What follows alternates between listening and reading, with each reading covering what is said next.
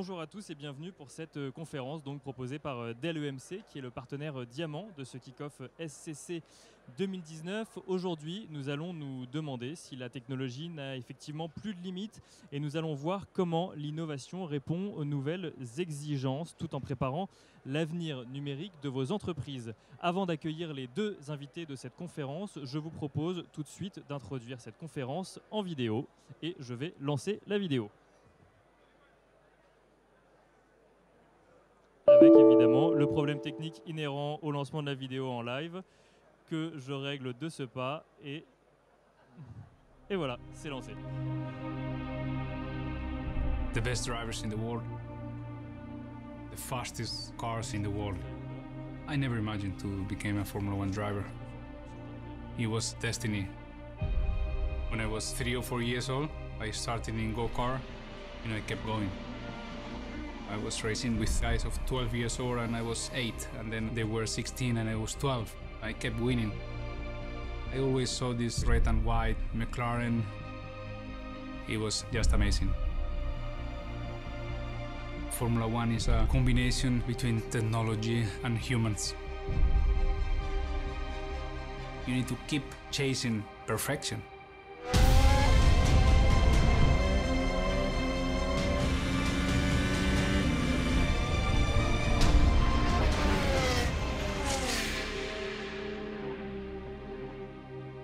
The results are everything.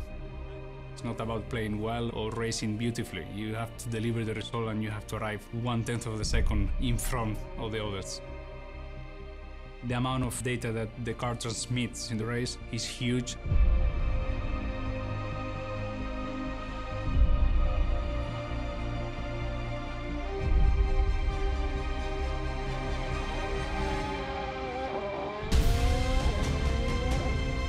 Thanks to that evolution of the technology, this year's car is definitely the fastest car McLaren ever built.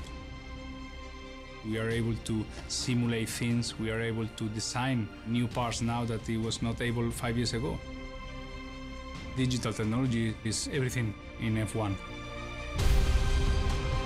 I think that's why we rely on the technology, because technology has no limits.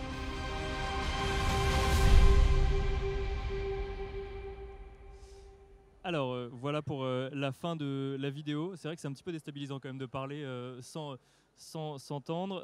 On vient de voir une vidéo assez intéressante puisque l'on voit que dans un sport comme la Formule 1, la préparation physique est essentielle, mais que l'homme repose lui aussi de plus en plus sur la technologie afin de dépasser ses propres limites. Fernando Alonso lui-même, que l'on voit dans la vidéo, double champion du monde de Formule 1, annonce que l'écurie McLaren et lui-même comptent aujourd'hui sur la technologie car elle n'a pas de limite. Je vais maintenant me retourner vers nos invités et d'abord vers vous, Sébastien Verger. Bonjour. Bonjour à tous. Vous êtes le CTO France de Dell EMC. Qu'est-ce que ça vous inspire, le fait que McLaren et Fernando Alonso se reposent sur la technologie car ils considèrent que celle-ci n'a pas de limite? Alors, évidemment, il y a toujours des limites. Je pense qu'on va en reparler un petit peu plus avant. Il y a toujours des limites qui sont aujourd'hui des limites physiques, des limites technologiques, mais il est vrai que ce que nous offre aujourd'hui la technologie, notamment lorsqu'on la pousse à l'extrême, et c'est typiquement l'un des objets de la Formule 1, c'est de pousser à l'extrême pour ensuite en tirer des technologies solides et robustes qui seront emmenées sur la voiture de Monsieur Tout le Monde ou de presque Monsieur Tout le Monde. En l'occurrence Fernando Alonso, mais peut-être demain Monsieur Tout le Monde. Ouais, Monsieur Tout le Monde, Monsieur Tout le Monde. En me promenant dans la rue l'autre jour, j'ai vu une McLaren P1, donc comme quoi Monsieur Tout le Monde ou presque comme Monsieur quoi c'est Tout le Monde, accessible à Monsieur Tout le Monde. Voilà. Donc bon, clairement, on repousse les limites de la technologie et effectivement aujourd'hui, il devient très compliqué ou challenging d'être bloqué par la technologie. Alors, avant d'aller plus avant dans ce débat, Sébastien Gaz, bonjour. Bonjour à tout le monde. Vous êtes directeur de la BU Innovation et Incubation chez SCC France. Même question, ce côté limitless de la technologie, ou en tout cas vu par Fernando Alonso et McLaren, qu'est-ce que ça vous inspire? Alors, et vu par Sébastien Gass, du coup, et pour rebondir sur ce que tu as dit, en fait, moi j'ai l'impression qu'il y a une espèce de roue. On est en perpétuel avancement au niveau de l'innovation. Et globalement, chez tous nos clients, on voit que la technologie, finalement, ce n'est pas le cœur du sujet. Le cœur du sujet, c'est l'usage. Et l'intérêt qu'on a aujourd'hui quand on parle notamment d'IoT, parce que qu'est-ce qu'on vient de voir en fait sur la vidéo avec Fernando Alonso, c'est qu'on dépasse les usages parce que les données sont de plus en plus captées. Il y a de plus en plus de moyens en fait, de récupérer de l'information. Plus on a de moyens de récupérer de l'information, plus on a de nouveaux usages qui en découlent. Et du coup, systématiquement, on est dans un cycle où on doit faire évoluer à nouveau les technologies. L'usage arrive à ce niveau-là. La technologie, à un moment donné, trouve à un instant T sa limite, forcément. Et du coup, les constructeurs, les éditeurs cherchent à repousser les limites et on va repasser une autre étape. Et après cette nouvelle étape, on va à nouveau faire évoluer les usages. Donc c'est dans ce sens-là où je parle de roue et de cycle constant. Oui, c'est ça. Donc Voilà. en fait, on peut dire qu'on est dans un cycle limitless, puisqu'à partir du moment où il y a une limite qui s'installe, ça devient l'objectif à atteindre pour les constructeurs, du coup. Exactement. On est dans un cycle, mais qui est plutôt comme ça. Tac, tac, tac, tac, tac. C'est pas Ça, vraiment on un cycle. fonctionne en escalier plutôt que Ah, de exactement. manière linéaire. Sébastien Verger, il y a notamment une loi d'ailleurs qui s'applique en termes technologiques, c'est la loi de Moore, justement. Oui, tout à fait. La loi de Moore continue de s'appliquer. Je vous rappelle, hein, la loi de Moore, hein, c'est x10 en termes de capacité technologique, que ce soit sur les serveurs, sur les réseaux, sur le stockage, tous les 5 ans. Donc on voit finalement ce cycle tel que Sébastien le décrivait tout à l'heure. Lorsque on s'approche de la limite d'utilisation, ou lorsque les idées ou les usages que l'on fait de l'utilisation de la technologie commencent à un petit peu être coincés par la technologie, arrive cette innovation qui va permettre de repousser encore. On peut multiplier les exemples quasi à l'infini. Hein. Si on regarde sur les serveurs, on sait qu'aujourd'hui, malgré la loi de Moore sur la puissance de calcul, on est parfois bloqué sur certaines technologies. On voit arriver le calcul quantique, les ordinateurs quantiques qui vont permettre de repousser ces technologies, notamment dans le monde de la sécurité. Hein. Aujourd'hui, clairement, l'une des grosses ouvertures du quantique sera sur le cryptage ou le décryptage des environnements, des mots de passe ou autres. Oui, c'est ça, parce qu'en fait, on repousse les limites, mais derrière, quand même, au niveau infrastructure, au niveau constructeur, il faut que ça suive derrière. Il faut faire repousser également les limites de l'infrastructure pour repousser les limites des usages. Oui, et il faut que finalement l'ensemble des moyens évolue, alors peut-être pas à la même vitesse, mais de manière constante. On le voit sur les serveurs, je viens de l'évoquer avec le quantique. Le réseau, évidemment, on nous parle beaucoup du 5G. On voit aujourd'hui dans quasiment toutes les études, et j'ai encore vu hier une étude qui comparait pays par pays, où finalement aujourd'hui les technologies cellulaires sont plus rapides en moyenne à l'échelle de la planète que le Wi-Fi. Alors encore faut-il être couvert, mais on voit qu'effectivement sur le réseau, on arrive à ce point. Sur le stockage, aujourd'hui, ce que l'on voit, c'est que concrètement, on crée plus de données chaque année qu'on ne crée de médias capables de les stocker. Donc là, on voit qu'on a dépassé la limite. Donc ça, c'est pour la taille. Après, reste les accès, la latence. On voit les latences d'accès au stockage qui diminuent considérablement. Donc on arrive aussi à des points de politique de gouvernance à la fin. Et puis il y a des questions de réseau aussi également, la 5G qui va venir effectivement repousser les limites, notamment en termes de données qu'on pourra envoyer dans le cloud ou autre. Ça c'est demain pour le coup. Oui, alors moi j'aime bien toujours dire que quand on parle d'innovation, en fait, il faut être cohérent sur l'ensemble de la chaîne. Donc on vient parler du stockage, mais en fait, réseau aussi. Globalement, quand on parle d'innovation, les différentes strates sont toujours les mêmes. 1, il y a les capteurs. 2, ces capteurs doivent transmettre les informations par le réseau. 3, les informations remontées, elles doivent être stockées quelque part. Après, que ce soit dans le cloud, que ce soit dans l'edge computing. 4, la finalité de tout ça, ça va être d'exploiter et de transcender finalement, si je puis dire, les informations qui sont dans ce domaine-là. La problématique principale aujourd'hui, on la recentre souvent sur le réseau, parce que comprenez une chose, là on parle de 5G en ce moment. Le cycle de mise en place des infrastructures 5G, ou même avant les infrastructures 4G, parce que comprenez que le 4G n'est encore pas présent partout en France, on parle de dizaines d'années pour arriver à faire en sorte qu'un réseau à l'échelle nationale de type 5G soit complètement opérationnel. Et la difficulté qu'on a aujourd'hui, même si à un moment donné, le réseau 5G va résoudre un certain nombre de défis, Mettez-vous en fait dans la projection. Le réseau 5G sera pleinement opérationnel en France d'ici une dizaine d'années réellement, indépendamment des innovations technologiques qui, intrinsèquement chez les constructeurs, sont déjà opérationnelles aujourd'hui. Ça veut dire quoi? Dans 10 ans, on aura un réseau 5G opérationnel, mais les usages qui vont arriver dans les 10 ans seront déjà à ce niveau-là. Je reviens à nouveau sur mon cycle. Et l'intérêt, en fait, malgré tout, de ce très haut débit qu'on va retrouver disponible, l'intérêt de ce très haut débit, ça va nous développer des nouveaux usages qu'on n'imagine pas aujourd'hui. Quand on parle de véhicules connectés, par exemple, quand on parle de véhicules autonomes, un véhicule autonome, à un moment donné, va se poser la question de est-ce que mon véhicule peut communiquer en temps réel de manière suffisamment efficace. Là arrive la problématique que Sébastien évoquait, la problématique de latence. Dans de grandes majorités des cas, ce réseau en 5G sera la réponse adéquate pour pouvoir promouvoir ces nouveaux usages. Mais à un moment donné, on le verra aussi par la suite, ça ne suffira pas. Parce qu'il y a plein d'endroits en France, notamment chez Sébastien, où c'est ravitaillé par les corbeaux, donc c'est pas couvert. Hein. Et là, on parle de tes vacances. Non, pas de mes vacances, du quotidien, si c'était que les vacances. Mais au quotidien, j'ai la joie, le bonheur et l'avantage d'habiter dans ce qu'on appelle une zone blanche. Hein, puisque en France, on parle toujours de couverture en pourcentage de population, ce qui n'a rien à voir avec le territoire. Donc moi, j'habite dans une zone blanche. Donc chez moi, quand tout va bien, il y a G. Et la plupart du temps, il y a no signal. Donc on est loin de la 5G encore. Donc la 5G, on est très très très très loin.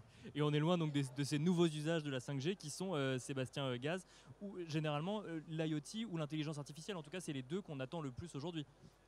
Oui, alors, moi j'ai tendance à dire que l'IoT, c'est le début, l'intelligence artificielle, c'est la fin. Mais véritablement, c'est ce qu'on est en train de voir aujourd'hui. Il y a une véritable révolution.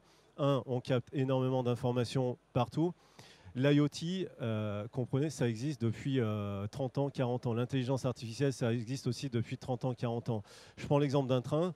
Il y a 30 ans, les trains étaient déjà équipés d'IoT. La seule chose, c'est que sur un wagon, par exemple, vous voyez peut-être que 10-15 capteurs. Aujourd'hui, il y a des centaines de capteurs sur un wagon. Les technologies nous permettent de travailler en fait sur une notion de volume qui n'était pas possible jusqu'à maintenant. Quand on parle d'intelligence artificielle, de la même manière, l'intelligence artificielle existe depuis une trentaine d'années, facile. L'intelligence artificielle, c'est des modèles mathématiques. À partir de là, les modèles mathématiques, comprenez, c'est juste de l'exploitation de la donnée. L'intérêt de ce qu'on vit aujourd'hui, c'est qu'on est dans une notion de démocratisation de l'accès à la technologie. L'intelligence artificielle, il y a 30 ans, c'était accessible qu'à une élite. Avec des éditeurs comme AWS, comme Azure, comme Watson, d'IBM, on a la chance de pouvoir accéder à des technologies qui ne seraient pas du tout accessibles au commun des mortels qu'on peut être. Ils nous mettent à disposition un ensemble de services qu'on utilise en mode usage, nous, au quotidien. Et ça nous permet d'accélérer les innovations dans nos entreprises, ça nous permet d'accélérer les usages et on est vraiment dans une révolution du coup de l'appropriation. Ça, c'est quelque chose de majeur. Je ne sais pas si... Justement, je vous propose qu'on en parle de manière très concrète. On vient de voir une vidéo avec l'exemple de McLaren, Sébastien Verger. Est-ce que vous pouvez nous expliquer où intervient l'IoT justement chez McLaren et où intervient l'intelligence artificielle ? Alors l'IoT, j'aime bien la manière dont Sébastien l'a abordé. Effectivement, l'IoT, typiquement, on a vu dans la vidéo le nombre de capteurs dont la voiture est équipée. Plus de 300 capteurs dans la voiture. Si vous suivez un petit peu la Formule 1, la télémétrie en Formule 1, c'est pas nouveau. Effectivement, ça fait 20 ans, 25 ans que ça existe. Ce qui est important, c'est finalement les masses de données qui aujourd'hui sont collectées, la manière dont elles sont collectées aujourd'hui en temps réel. Il y a 20-30 ans, elles n'étaient collectées qu'une seule fois par tour au moment où la voiture passait finalement devant le capteur. Aujourd'hui, on les a en temps réel. On les a en temps réel pendant l'entraînement et pendant la course du coup. On les a en temps réel pendant l'entraînement et pendant la course. Et l'IA est là pour finalement accélérer la prise de décision, proposer un certain nombre de solutions, soit aux pilotes, soit aux ingénieurs. Aujourd'hui, ce qui est interdit, c'est de modifier depuis les stands les paramètres de la voiture alors qu'elle est en train de tourner. On peut par contre le faire depuis la voiture, donc on le voit, et si vous suivez les courses, on commence à entendre les dialogues entre le stand et le pilote, et le pilote va pouvoir adapter finalement le fonctionnement de son véhicule alors qu'il est en train de conduire. Il y a notamment sur la Formule 1 une fonction de boost qui est délivrée par les moteurs électriques. Hein. Donc on a de la récupération d'énergie au moment où la voiture freine, qui est stockée sur des batteries, et ça donne un mode turbo pendant quelques secondes que le pilote va pouvoir utiliser. Évidemment, il va pouvoir l'utiliser, c'est sa propre décision. Il est évident, par exemple, au moment où il veut doubler, il va appuyer sur le bouton pour avoir cet effet de boost. Mais il peut aussi être conseillé par les stands sur un certain nombre de réglages. Et pour que le conseil venant des stands arrive avec la plus grande pertinence, là, on fait intervenir l'intelligence artificielle pour finalement analyser un nombre de paramètres et proposer un nombre de solutions beaucoup plus rapidement que ce que l'on pourrait le faire à l'échelle humaine. Mais par exemple, dans la Formule 1, on se souvient tous de cette Formule 1 qui arrive, qui doit faire changer ses pneus en moins de 5 secondes, je crois, et qui doit repartir directement. Jusqu'à il n'y a pas si longtemps, c'était le conducteur et potentiellement les équipes qui décidaient en fonction du nombre de tours. Là, finalement, c'est l'intelligence artificielle qui va pouvoir dire tu peux encore faire un tour, ou à l'inverse, il faut que tu repartes directement là au stand. Tout à fait, c'est bien ce que je disais, c'est l'intelligence artificielle intervient sur la prise de décision. Donc on va analyser l'usure des pneus, on va analyser la position des différents concurrents. On sait exactement combien, au-delà des quelques secondes qu'il faut pour changer le pneu, un passage au stand, on sait précisément combien de temps ça coûte. Donc tout ça va être analysé. Encore une fois, il y a quelques années, c'était fait par des humains, des stratèges. Aujourd'hui, on voit cette notion d'intelligence artificielle qui va prendre en compte l'ensemble des paramètres. Et qui devient une stratège de plus, du coup. Devient un stratège de plus. Sébastien Gaz, ouais. Oui, ce qu'il faut comprendre en fait, c'est que quand je parlais de finalité tout à l'heure, en effet, la finalité, c'est bien l'intelligence artificielle. L'intelligence artificielle ne va pas remplacer l'humain en fait. L'intelligence artificielle va nous donner des outils, va nous donner en fait des axes qui vont, eux, nous permettre de prendre des bonnes décisions. Ça, on le voit dans la Formule 1, mais on le voit dans tous les secteurs d'activité. On a une référence dont on en parlait la semaine dernière avec Sébastien, qui est Aerofarm. On va retrouver cette notion d'IoT, de captation, stockage d'informations et traitement avec une grosse valeur ajoutée d'IA dans tous les secteurs d'activité. Là, on est dans l'industrie, on est dans la pharma. On va le retrouver dans le domaine des services, on va le retrouver dans un peu partout. Enfin, tu veux peut-être parler d'Aerofarm On peut peut-être rappeler rapidement ce que c'est, oui, effectivement. Oui, alors Aerofarm, c'est ce qu'on appelle de l'agriculture verticale. Alors, je vous invite à regarder sur Google. Hein, vous verrez des images qui sont assez hallucinantes. C'est des immeubles de plantation? C'est des immeubles de plantation où finalement on va empiler des bacs de plantation les uns au-dessus des autres. Et là où c'est proprement hallucinant, c'est que tout ça s'est planté en plein milieu de New York. Donc on a l'équivalent de 600 hectares de production de plantes, hein, donc du mesclin, de la salade ou autres, qui sont faits en plein New York. Donc quand on connaît le prix du mètre carré à New York, c'est assez hallucinant. Mais on réduit aussi, on est aussi sur les fameux secteurs courts, hein, donc au plus proche entre le producteur et le consommateur. Mais surtout, le fait qu'on soit dans une agriculture verticale et en intérieur fait que, eh bien, on a un nombre de cycles de production par an qui est multiplié par 6 par rapport à ce qu'on pourrait faire dans un grille. Tout ça est piloté par de multiples capteurs qui vont en temps réel et en fonction de chaque type de plante et de chaque besoin, emmener les nutriments, emmener l'éclairage, emmener les UV, emmener évidemment l'eau. Hein, le plus impressionnant, c'est les économies qu'on arrive à faire en eau par rapport à la même quantité produite sur sol traditionnel. On est à 80% d'économie en eau. Alors on ne va pas résoudre la faim dans le monde avec ça, mais c'est bien ces différentes initiatives qui, mises bout à bout, nous permettent d'avancer. Alors donc là, on parle effectivement d'agriculture, on parlait également de courses automobiles tout à l'heure. Il y a plein de secteurs qui se transforment. Si on descend du coup dans la technologie, vous nous parliez tout à l'heure de la 5G et de l'explosion des débits grâce à la 5G. Est-ce que ça veut dire que dans quelques années, ça va signer la fin du edge computing? Allez, question piège, la première. Allez, je la prends. Non, c'est pas la fin du edge. D'abord, je pense qu'il faut repréciser ce qu'est le edge. Parce qu'on parle beaucoup aujourd'hui, on commence à beaucoup parler du edge. Le edge est vraiment vu pour l'ensemble du métier de l'IT comme le nouvel Eldorado. Donc finalement, le edge, c'est quoi? C'est le fait de créer de la donnée à distance par rapport au data center, donc à partir d'un objet ou de plusieurs objets connectés, donc équipés de multiples capteurs. Ça, c'est la première chose. Je crée de la donnée. 2, cette donnée, je vais devoir l'analyser. On a évoqué les problématiques de latence qui, même si elles vont être réduites par la 5G, restent réelles. Donc, je dois pouvoir analyser ces données qui sont produites à distance du data center pour pouvoir agir avec des notions qui se rapprochent de plus en plus du temps réel. Et là, on revient à finalement l'utilisation de l'intelligence artificielle telle qu'on l'a donnée tout à l'heure. Maintenant, ce n'est pas parce que j'ai produit la donnée, analysé la donnée et réagi en temps réel à distance que je suis pour autant dispensé d'envoyer toute ou partie de ces données vers le data center ou dans le cloud pour faire une analyse plus long terme. Ça se fait en 2 temps du coup. Oui, tout à fait, ça se fait en 2 temps. Un premier temps réel, la plupart du temps une décision prise directement par la machine sur place, donc avec une capacité machine learning, intelligence artificielle. 2, en temps différé, à partir d'éléments sur le data center. Juste, et avant de te redonner la parole Sébastien, si on prend l'exemple traditionnel qui est celui du véhicule autonome, je suis dans un véhicule autonome. Aujourd'hui, on voit tous un certain nombre d'expérimentations live par presque monsieur tout le monde, encore une fois, à partir d'une Tesla en mode autopilote. S'il faut que la voiture freine, je veux dire, les capteurs détectent un objet, quelque chose.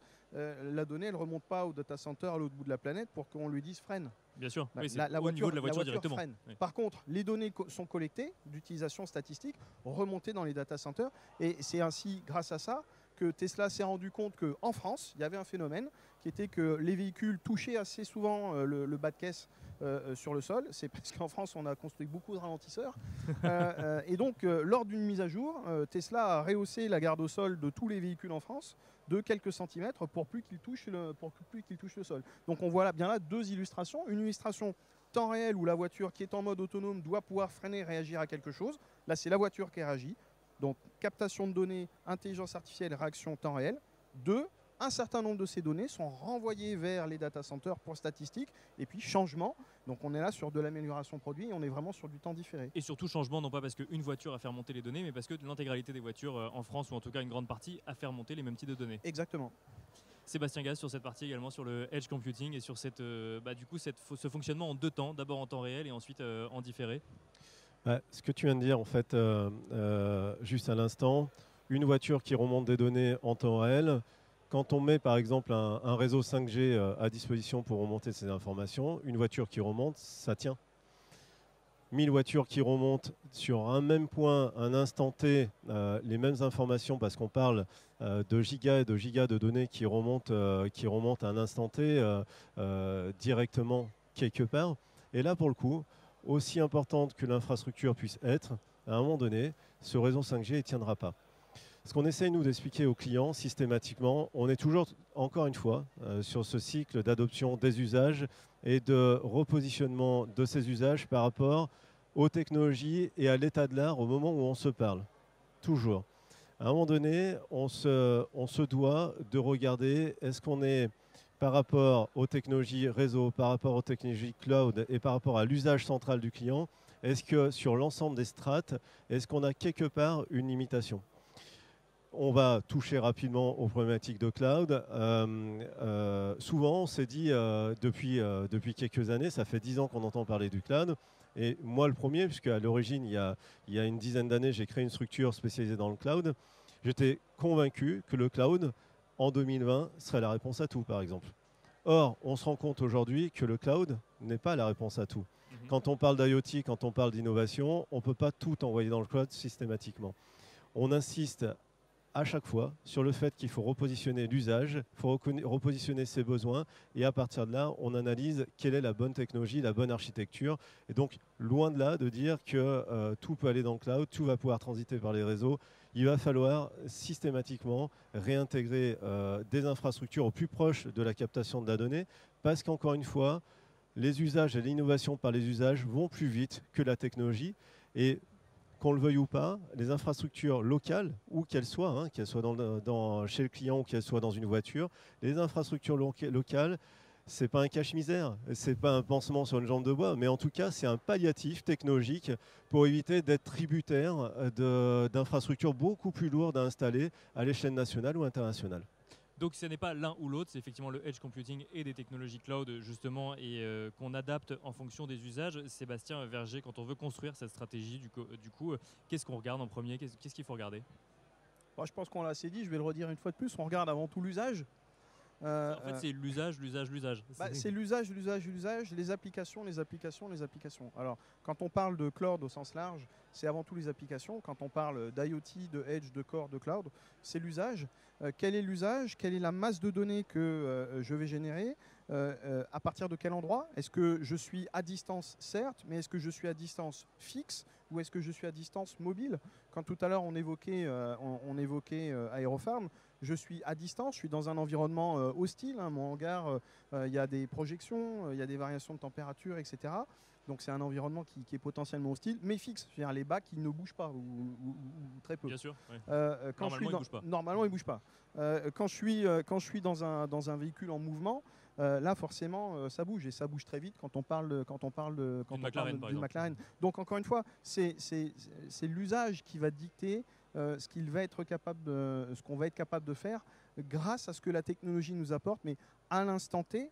Et typiquement, encore une fois, on parle beaucoup de Tesla, mais la magie de Tesla, c'est d'appliquer des principes software-defined au véhicule. C'est-à-dire, le véhicule, il est équipé tel qu'il est, et c'est bien les logiciels qui vont faire qu'on va, au fur et à mesure, améliorer le véhicule, lui emmener des nouvelles fonctionnalités, corriger un certain nombre de fonctionnalités, et puis parfois, avoir un usage décalé. C'est aussi pour ça que j'adore, c'est no limit chez Tesla, mais no limit dans tous les sens. On va prendre un exemple. Dans chaque véhicule, sur chaque siège, on a un capteur de présence. À quoi il sert ce capteur de présence? Il sert à déployer l'airbag et actionner le prétentionneur de ceinture en cas d'accident. D'accord? Bon, donc voilà. Donc chez Tesla, on s'est dit, bien sûr, dans chaque siège, j'ai un capteur de présence qui me dit si j'ai quelqu'un. Et ce capteur de présence, par exemple, il ne réagit pas de la même manière si c'est un sac à main, un sac à dos. Je crois que la limite doit être à 15 ou 20 kilos, ou si c'est une personne physique. Alors parmi les petits développements un petit peu délirants que s'amuse à faire Tesla, ils ont sorti il y a quelque temps le mode coussin péteur. Alors ça sert à rien. Directement dans le siège. Directement dans le siège. Et finalement, qu'est-ce qu'ils ont fait? Ils ont juste rajouté un soft. Je détecte qu'il n'y avait personne, il y a quelqu'un qui s'est assis, ils ont rajouté un mode coussin péteur. Ça sert à rien. Ça montre bien le côté décalé de ce qu'on fait chez Tesla. Ça montre surtout ce vrai côté software defined. J'ai des capteurs, finalement, j'en fais ce que je veux, des choses utiles, des choses futiles, puériles. Moi, ça me fait marrer. Mais surtout, ils peuvent les faire, c'est-à-dire qu'ils peuvent exactement. Ils peuvent les adapter au fur et à mesure. On parlait du cloud. Effectivement, on a dit que pour gérer sa stratégie, on pense à l'usage en priorité. Pourtant, les stratégies d'aujourd'hui ne sont pas forcément les stratégies d'hier. On assiste aujourd'hui à un phénomène qu'on appelle le cloud repatriation. Je ne sais pas si je le prononce bien. Où hier, en fait, on disait qu'il fallait tout mettre dans le cloud. Et aujourd'hui, on se dit finalement, c'est peut-être pas tout qu'il faut mettre dans le cloud, mais seulement une partie de ses applicatifs. Et on arrive à une gestion un petit peu plus sensible ou un petit peu plus précise. Vous constatez cela avec les clients avec qui vous échangez ? Je pense que Sébastien l'a dit, quand il a créé sa structure il y a quelques années, il était dans cette peut-être image d'Épinal ou ce vœu pieux de pouvoir tout mettre dans le cloud. J'y croyais. Mais on y croyait, beaucoup y croyaient, et dans un certain nombre de pays qui ont été peut-être plus prompts que la France à réagir par rapport à ça, on a vu des mouvements extrêmement importants d'envoi de données, d'applications, de workload directement dans le cloud. Donc pour une fois, la France est notoirement en retard. Tirons-en bénéfice. Le cloud repatriation, c'est quoi? Finalement, on est juste dans les temps. On est finalement bien. Le cloud repatriation, c'est 80% des clients qui, en Europe du Nord et aux États-Unis, avaient envoyé massivement des données, des informations, des workloads dans le cloud, sont en train d'en rapatrier un certain nombre. Je ne suis pas en train de dire qu'ils sont en train d'arrêter l'utilisation du cloud public. Ils rapatrient, donc ils procèdent finalement à un réajustement par rapport à ce qu'ils ont envoyé. Pourquoi? Parce que les promesses ne sont pas là. Des promesses en termes de coûts. Finalement, le cloud, c'est pas si peu cher que ce qu'on pouvait penser au départ. Mais surtout, en termes d'usage, donc de latence, on l'a évoqué tout à l'heure, de calcul, de niveau de service qui ne sont pas forcément là, de sécurité, de compliance. Donc finalement, ils rapatrient ça. Et dans les vraies causes du rapatriement, il y a aussi quelque chose que j'aime beaucoup qui est: entre-temps, j'ai amélioré mon IT interne et aujourd'hui, je suis devenu compétitif par rapport à ce que le cloud est capable de m'apporter. Mais aujourd'hui, c'est-à-dire avec cette transformation, cette évolution qui est intervenue dans les 18 à 24 mois qui ont suivi l'envoi de ces workloads dans le cloud public à l'époque. Si je peux compléter, indépendamment de l'IoT et tous ces nouveaux usages qu'on voit avec les Formule 1 et autres, On utilise le cloud aujourd'hui depuis au moins une dizaine d'années de manière très sérieuse dans les entreprises. Et on l'utilise à la base pour toutes les applications du système d'information. On a vu chez SCC un vrai virage majeur depuis à peu près 3-4 ans, où finalement, il n'y a pas une seule réponse dans les entreprises, il y a réellement 3 réponses. Les infrastructures, elles peuvent être on-prem chez le client, elles peuvent être en IaaS, dans ce qu'on appelle de l'infrastructure as a service, et elles peuvent être aussi dans le cloud public. La vérité aujourd'hui, on la trouve dans l'hybridité. Donc cette hybridité, c'est ce qui permet finalement, quand on remet au cœur la problématique et les contraintes, déjà, 1, applicatives, ou 2, d'usage, si on regarde les aspects beaucoup plus globaux. Ce qu'il faut dire, c'est que la réalité et la finalité, c'est trouver en fait quelque chose, une mixité dans les réponses technologiques.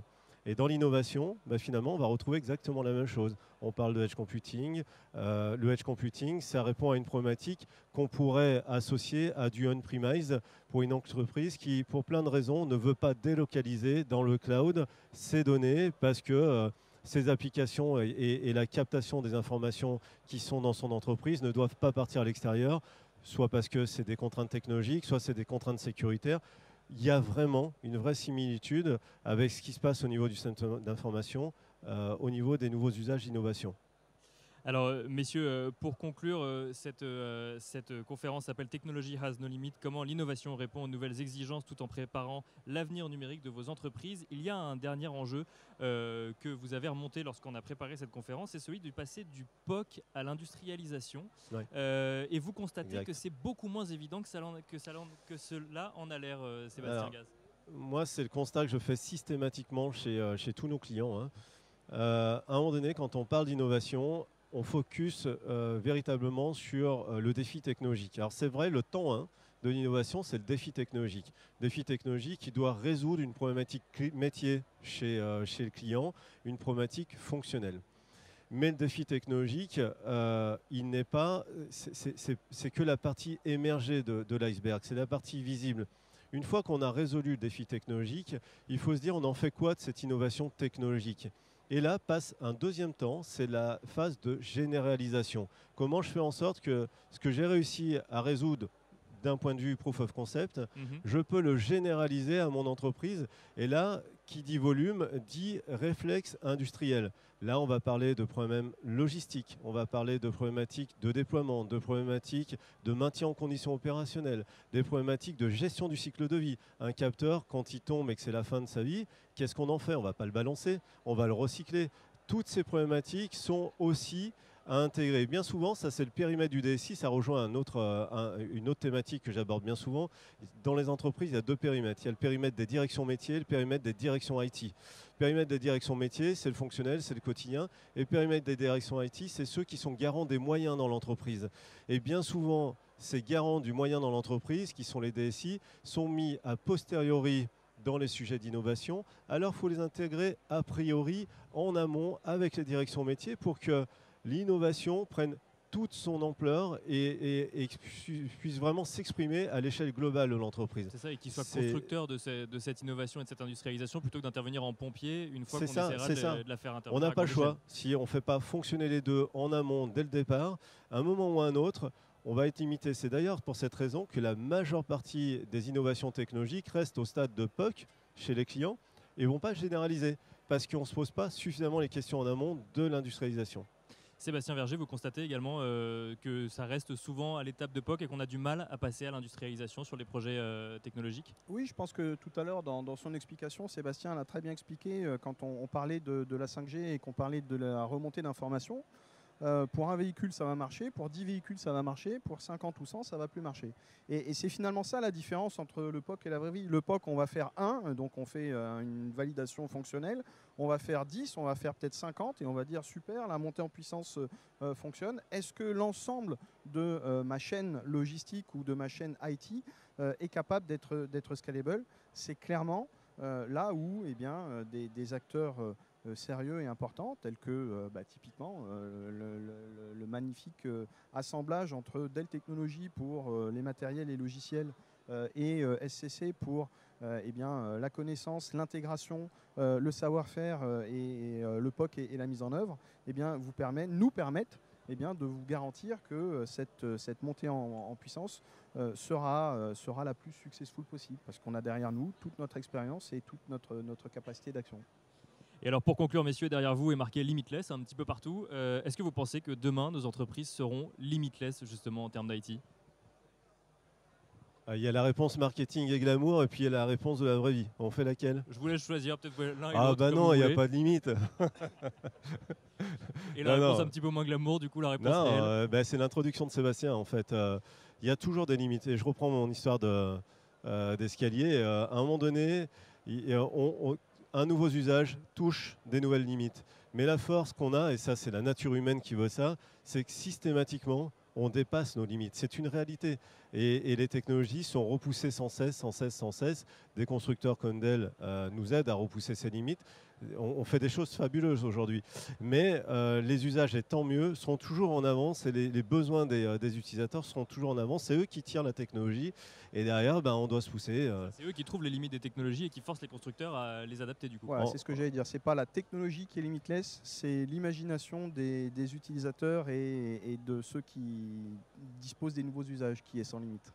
Avec en conclusion, tout de même, une démarche comportementale et environnementale qui est quand même aussi nécessaire aujourd'hui par rapport à ces évolutions technologiques. L'environnement, lui, pour le coup, parce que lui, il est limité et c'est très sérieux. Dans tout ce qu'on est en train de mettre en place et tous les axes de réflexion technologique, on doit penser à ces ressources qui, elles, ne sont pas infinies. Merci beaucoup, messieurs, pour cet éclairage sur les nouvelles exigences au sein des DSI et sur le pilotage de sa stratégie cloud et edge computing. Il nous reste 5 minutes à peu près si vous avez des questions à nous faire remonter qui devraient apparaître normalement. Alors on voit des gens qui se manifestent mais ça n'est pas pour poser des questions. Il faut croire qu'on a été très très clair. C'est donc la fin de cette conférence. Sébastien Verger, je rappelle que vous êtes CTO France chez Dell EMC. Merci beaucoup. Merci à vous. Et Sébastien Gage, je rappelle que vous êtes directeur de la BU Innovation et Incubation chez SCC. Merci beaucoup. Merci à vous. Et merci à vous.